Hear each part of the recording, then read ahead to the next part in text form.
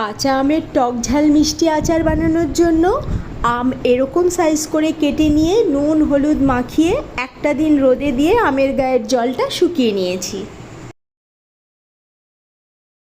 আচারের মশলার জন্য নিয়ে নিয়েছি 1 টেবিল স্পুন করে ধনে, মৌরি ও পাঁচফোড়ন আর কিছু শুকনো লঙ্কা, সমস্ত ড্রাই রোস্ট করে নিয়ে তারপর এরকম গুঁড়ো করে নিতে হবে।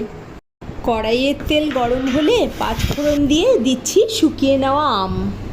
একটু নাড়াচাড়া করে নিয়ে দিয়ে দিচ্ছি পরিমাণ মতো নুন ও রেড চিলি পাউডার। তারপরে আবারও একটু নাড়াচাড়া করে নিয়ে দিয়ে দিচ্ছি গুড়। এবার গ্যাসের ফ্লেম মিডিয়ামে রেখে আলতো হাতে নাড়াচাড়া করে নিয়ে গুড় মেল্ট হতে দিতে হবে। নাড়াচাড়া করে নিয়ে গুড়ে যখন পাক এসেছে সেই সময় আগে থেকে গুঁড়ো করে রাখা মশলা দিয়ে সুন্দর করে মিক্স করে দিতে হবে। অনেক দিন পর্যন্ত ভালো রাখতে চাইলে 1 চামচ ভিনিগার অবশ্যই দিতে হবে।